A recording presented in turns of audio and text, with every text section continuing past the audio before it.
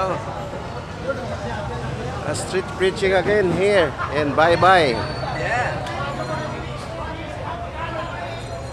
Beautiful feet, bye-bye. Beautiful feet. Nandito naman kami. Oh, Salamat sa Diyos. ano, isangyaw ang pulong sa Ginoo. Isangyaw si Kristo. Pangangaral sa magandang balita.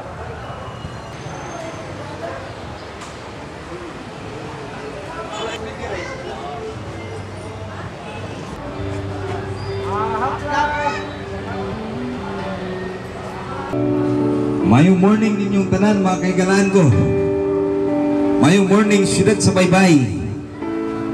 Ni ami higala. Magasaba-saba. Tuod kay sugok ini sa Dios nga panglakaw kamo og iwaling may balita.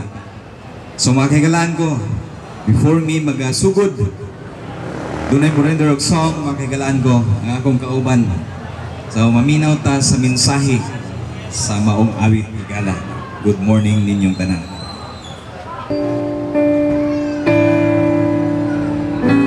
Ginoong Diyos, ania ako, nagaduo diha kanimo, bayawon ka, awitan ka, uban sa akong paghigugma. O Diyos, pasayloa ako sa akong mga kasaypanan, kay ikaw lamang ang akong dalampanan. Walay lain kundi ikaw lang. Salamat o Diyos sa gugma mong way kinutuban. Ikaw lamang ang angayang pasalamatan. Sa gugma mo dako pa sa kalibutan. Ihalat ko ang akong kinabuhi. Kanimo ako mag-aawit, magadahigo, magasimba. Tungod kay takos ka, takos kang pasalamatan.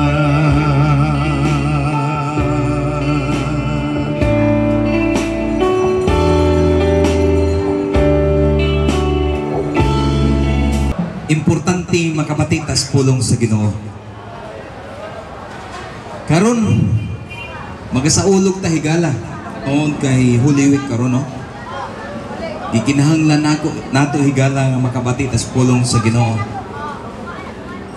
Ang purpose pala ngano higala nga anhi si Jesus sa kalibutan tungod kay kitang tanan makasasala. Asa nga parte higala nga kitang tanan makasasala. Tungkay ang pulong sa Ginoo nagaingon, because of one man sin enter the world. Tungod sa usa ka tawo ang sala hingsulod sa kalibutan. Because of one man, tungod sa usa ka tawo ang sala nakapasok sa kalibutan. Ug way lain higala nga nakasala si Adan. Si Adan ug si Eva higala nakasala. Nakapanunod ta higala tungod sa sala. Nakapanunod ang tanang tao sa sala. That's why ang pulong sa Ginoo nagaingon tungod sa usa ka tawo nakasulod ang sala. Nag-ingon ang Roma Kapitulo 3 versikulo 10, nag-ingon siya dito. Way taong matarong bisag usa. Og sa 3:23 sa Roma ang tanan nakasala ug nahilayo sa himaya sa Dios. Therefore, ang tanang tao higala makasasala. Ug mao nay tuyo ni Jesus hinganis kalibutan higala. Ug mao ni siya atong gisilibrar higala karon nga Holy Week. Nga si Jesus gidakop. Nga si Jesus nagsakripisyo. Nga si Jesus gilansang sa krus. Nga si Jesus namatay gilubong pag ikatulo ka adlaw na banhaw siya.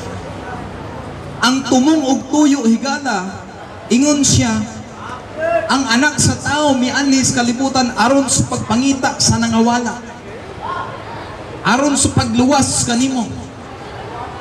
Ang Biblia nagaingon ngano nga ang Dios nagunahuna sa tao. Why He is mindful to His creation, lalo na sa tao. Tungod kay ngano, ikaw gihimo, gibuhat susama sa dagway sa Dios. Ang tanan higala sa creation, ang tanan gihimo pinaagi sa verbo. Audio, word, sa salita pinaagis pulong. Pag-ingon dito, let there be light, and there was light. Pero pag abot sa tao higala, pag abot sa tao, nag-exert og effort ang God. Nagkuha siya og dust, yuta, unya gipurma kini, unya gihuypan na himong tao.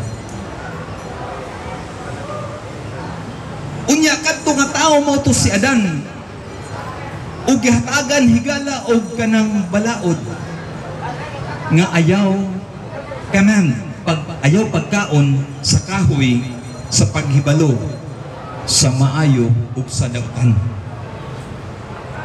Pero hingsipyat ang tao. Pag sipyat higala kadto nga time is okay sila. Maging istorya ang Dios sa ilaha. Pero sa diha nga nakasala sila, nasiparit, nahimulag, nahilayo sila. Ug mao to siya higala sa sinugdanan. Tungod sa ilang sala, kitang tanan makasasala. Sa gikaingon ko na way taong matarong sa gusa, kitang tanan makasasala. Kay kita mang tanan makasasala, dunay bayad ang sala, makahigalaan ko. Ibig sabihin ang tao dili makatus langit. Kay nasayop nakasala man. Way tao nga makatus makasakas langit. Busa kay gihigugma man ta, gipadala sa Dios si Ginoong Hesus. Upo na siya nag-save, nagluwas sa atoa. Pero dunay atong buhaton higala. Ang mutuo lang, maong maluwas. Ingon pa ang Ephesians chapter 2 verse 8 to 9. It is by grace, pinagi sa grasya, you have been saved through faith. Ikaw naluwas, pinaagi sa grasya sa Diyos ug tungod sa imong pagtuo higala. So kinahanglan mo tuotas sa Diyos. Wala katapusan dito sa langit. So mga kaigalaan ko, kitang tanan makasala, pero kung musalig ta, mangayo tagpasaylo sa Ginoo, nan pasayloon ta niya.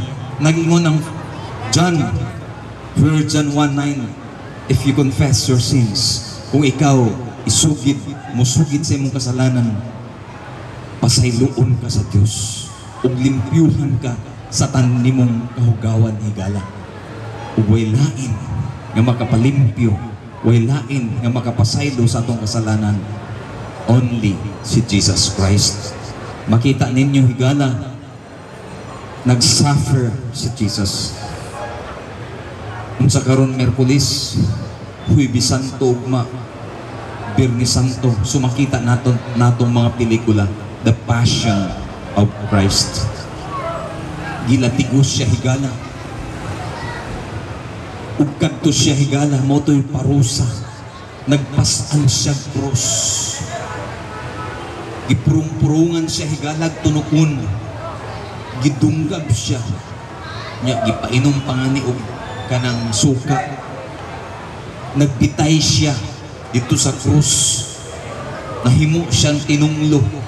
Kaya nag-ingon ang pulong sa Ginoo.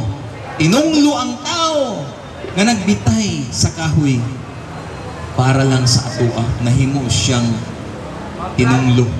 Nagbayad siya sa atong kasalanan. Ug mo na'y tuyo niya higala. Ana kay kumpaon ng tao. Higugman niya ang tao higala. Busa. Mo na siyang atong pagabuhaton. Unsa atong pagabuhaton? Musalig ug motuo sa Ginoo. Makabaton kag kinabuhi nga walay katapusan. Lastly higala sa John chapter 1 verse 12 nag-ingon kinsa tong mutuo. Kabalo ko nga kitang tanan mutuo. Pangutan-on tamo, kinsay mutuo sa Ginoo, isa ni tamo.